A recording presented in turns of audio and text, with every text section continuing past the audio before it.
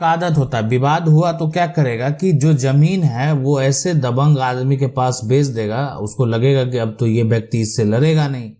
देखें, अब आप जो कोई व्यक्ति अगर लड़ाई लड़ेगा तो कोई दबंग है या कितना बड़ा भी शक्ति उसके पास है, उससे जाके कोई मारपीट करना तो शुरू नहीं कर देगा। आप कानूनी लड़ाई लड़िए, कितना भी बड़ा दबंग आदमी है,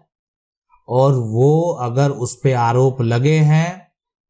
है ना, उनके द्वारा अगर गलत किया गया है, तो न्यायालय में जब मामला गया है तो उसको सजा दिया गया है। आप देख सकते हैं, एक बार अगर ध्यान से गौर करके देखेंगे तो आपको पता चलेगा कि कितने बड़े बाहुबली होंगे या बड़े बड़े जो पोस्ट पे होंगे, अगर उनसे गलती हुई है, वो गलत किए हैं, उन पे आरोप लगाया है या आरोप मान लेते हैं लगा है, तो उस केस में जो है मामला अगर कोर्ट में गया है तो उनको जो है सजा जरूर मिला है। तो इसीलिए घबराना नहीं है इसमें। मान लेते हैं ठीक है, आपने एसडीएम कोर्ट में ही गए हैं, जहां पर भी गए अपने विवाद को अगर जरूर जो है मामला ठीक है, एक तरह से आरोप ये समस्या उत्पन्न हो गया है, कोई भी आपकी जमीन को जो है बेच दिया है, आपके हिस्से की प्रॉपर्टी को बेच दिया है, और मामला आप एसडीएम कोर्ट में ले गए। देखें, अगर सेल डीड तैयार हो गया है, बिक गया है, तो फिर मामला एसडीएम कोर्ट में ले जाने से आपको कोई फायदा नहीं है, मामला आपको सिविल कोर्ट में ले जाना है, इसलिए कि सेल डीड जो कैंसिलेशन होगा वो सिविल कोर्ट से होगा। तो इसलिए आपको ये इस तरह का जो विवाद है उसको है कि प्रयास करें कि सिविल कोर्ट में लेकर चले जाएं, ताकि जो समस्या है उसका सही तरीके से हल हो सके। सवाल है कि सर पैतृक जमीन दादाजी के नाम पर, दादाजी की मृत्यु के बाद पापा बुआ झगड़ा हुआ, फिर बुआ ने 8 कट्ठा जमीन जो है अपने नाम करा लिया, फिर बुआ ने दबंग आदमी को पूरा जमीन जो है बेच दिया, और दबंग आदमी ने घर भी बना लिया है, और हमारे पापा ने उस जमीन पर एसडीएम कोर्ट में जो है धारा 207 लगाया था, केस भी रद्द हो गया, मामला 2016 का। बुआ 8 कट्ठा जमीन बेच दिया, उस पे हमारा 4 कट्ठा जमीन जो है था, बुआ ने हमारा पापा का हिस्सा बेचकर भाग गई अपने घर में। अब हम क्या करें सर, कोई उपाय बताएं। देखें, अगर आपकी जो है पिता है, ठीक है, पिता का हक है उस जमीन में, जिस प्लॉट को बेचा गया है उसमें पिता का हक है, वो कोई एक ही प्लॉट है, मान लेते हैं 16 कट्ठे का प्लॉट है, तो 8 कट्ठा तो उनका शेयर बनेगा ही कानूनी तरीके से। लेकिन अगर प्लॉट जो है वो 8 कट्ठा का प्लॉट है, तो 8 कट्ठा का प्लॉट है, तो अगर वो बेच दिए हैं, जो टोटल जमीन बेच दिए जिसमें आपका 4 कट्ठा होगा, तो उस केस में जो है आप सिविल कोर्ट में अब केस फाइल करें। अब क्यों करें सिविल कोर्ट में, इस अब जो है वो उसका तो जमीन तो बेच दिया गया, साथ में आपने बताया कि यहाँ पर घर भी बना लिया, तो उस केस में जो है ना, घर भी अगर बना लिया है तो फिर अब कोर्ट का आदेश होगा। तो किसी का घर तोड़ने वाली बात है, तो ऐसे तो जजमेंट हो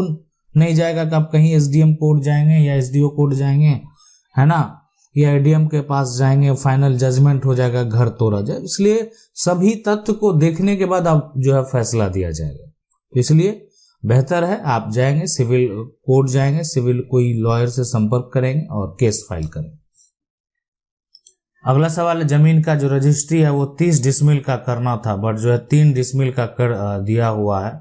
बट जमीन का जो है कब्जा जो है अपने पास है, क्या करें, कैसे जो है यहाँ पर करें। ये बहुत जो है पहले किया हुआ है।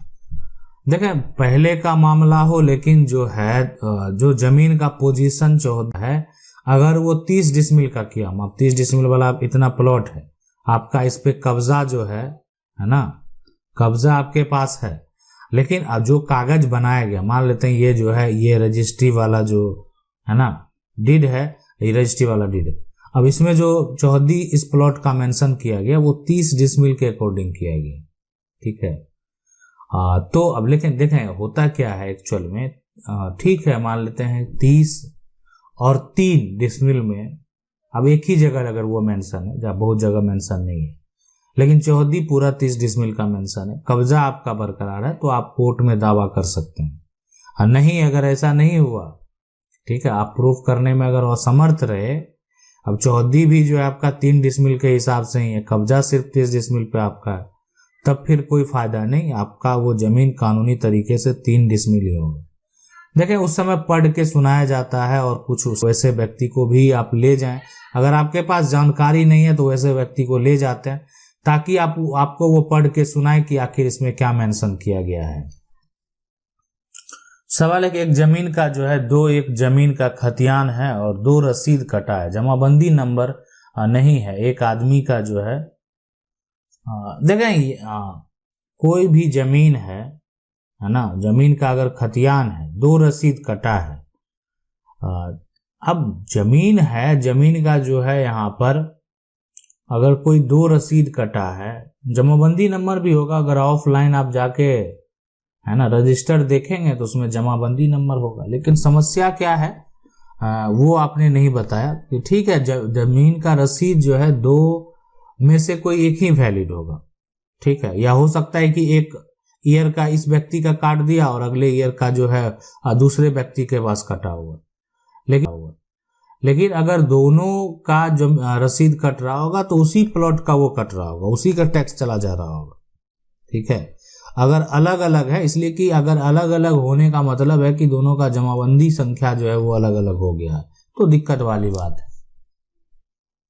सवाल है कि 50 साल पहले पैतृक संपत्ति को बराबर हिस्सों में बांटा गया, अब एक हिस्सेदार अपने जो है मन चाहे जगह पर जो है आना चाहता है, क्या ऐसा हो सकता है? कृपया विस्तृत जानकारी दें, ठीक है। देखिए 50 साल पहले जो हुआ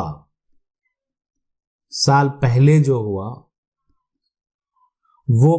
मौखिक हुआ, ठीक है। पैतृक संपत्ति को बांटा गया, अब जो है मौखिक जो हुआ 50 साल पहले जो मौखिक हुआ,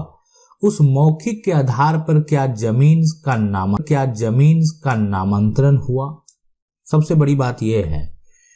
आपने अभी वर्तमान में सभी के पास जमीन मौजूद है, क्या आपने उस मौखिक के तौर पे जो भी आपका बंटवारा हुआ उसमें आपने नामांतरण कर लिया, अपना नाम अलग कर लिया, तो दिक्कत नहीं होगा। लेकिन आज भी आपके पूर्वज का नाम है तो वो एक ज्वाइंट माना जाता है। कानूनी तरीके में अगर वो देखें, आज भी पूरी जो प्रॉपर्टी है, ठीक है, खतियान आपके पूर्वज के नाम के होंगे, लेकिन जो जमीन का प्लॉट है वो जिसका टैक्स आप दे रहे हैं सरकार को, जिसका आप रसीद कटा रहे हैं, आपके पास स्लिप है, तो वो सारा जो है वो होना चाहिए आप सभी के नाम पर। ऐसा अगर आपने किया है तो 50 साल बाद कोई मनचाहा जगह पर नहीं जा सकता है, ऐसा नहीं हो सकता, कोर्ट में भी चले जाएगा तो भी नहीं होगा, ठीक है। इसलिए कि जो भी हुआ आज नहीं हुआ, 50 साल पहले हुआ, तो ये बार देशन में जो है जमीन को डिवाइड किया जाए। लेकिन समस्या उत्पन्न हुआ है, किसी के साथ जो है धोखा किया गया है, ठीक है, अगर केस जो है एक्सेप्ट होता है तो हर पहलू को देखा जा सकता है। सवाल है क्या 30 साल पहले हुआ गलत रजिस्ट्री रद्द हो सकता है और 16, 17 और 14 साल पुराना गलत रजिस्ट्री भी कैंसिल हो सकता है, ठीक है। देखें अगर 30 साल जो है ना, 30 साल जो पहले गलत रजिस्ट्री जो हुआ है, अगर सही में गलती हुई है, धोखा हुआ है, तब तो ये रद्द हो सकता है ना। मान लेते हैं कोई भी जमीन 30 साल पहले जो पुराना जमीन है, अगर उसमें गलती हुई है, धोखा हुआ है, तो उसको रद्द किया जा सकता है, उसको कैंसिल, रजिस्ट्री को भी कैंसिल किया जा सकता, ठीक है। काहे कि मान लेते जितना भी पुराना एक तरह से गलत रजिस्ट्री है, वो कितना भी पुराना क्यों नहीं हो, उसको जो है वो रद्द किया जा सकता है, ऐसा पॉसिबल है। सवाल है सर, 1 बीघा जमीन 1989 में लिया था, फादर आर्मी में थे, रजिस्ट्री में गवाह भी जो है वो बेचने वाला है, गवाह जो है बना है, क्योंकि फादर की जो है पोस्टिंग वहां नहीं थी और उस टाइम पर आज जो है यहाँ पर दिखा हमारी जो है यहाँ पर की रजिस्ट्री में खेसरा नंबर रोड साइड पीछे है, रोड से पीछे है, पर कब्जा हमारा रोड वाली जमीन पर है। रजिस्ट्री में जो है यहाँ पर वही है ना। अब जो है जहां आपका कब्जा है वही खेसरा नंबर अलग है, विरोध किसी का नहीं है, बट फिर हम रोड साइड में हैं,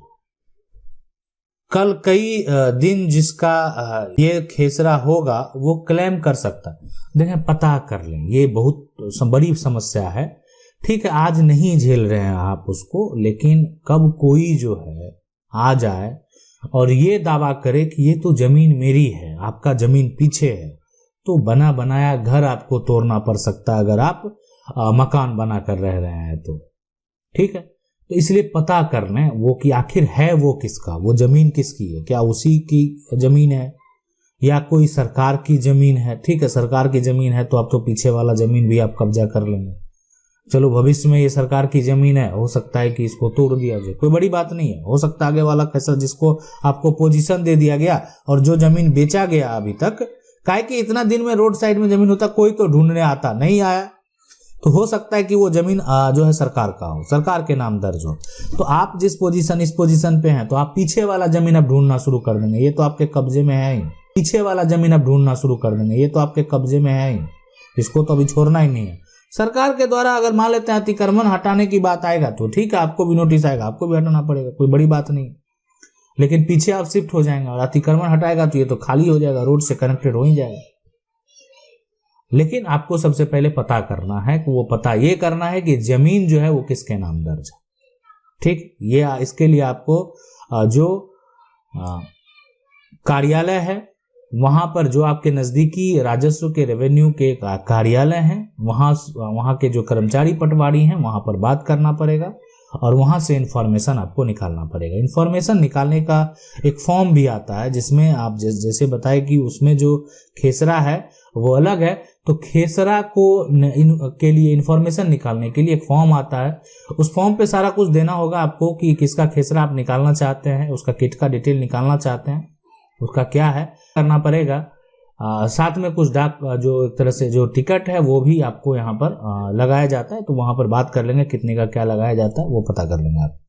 आशा करते हैं वीडियो अच्छा लगा होगा। वीडियो को लाइक जरूर कर दें, चैनल को पहली बार देख रहे हैं सब्सक्राइब करके जो बेल आइकन है उसको जरूर दबा लें। मिलते हैं अगले वीडियो में।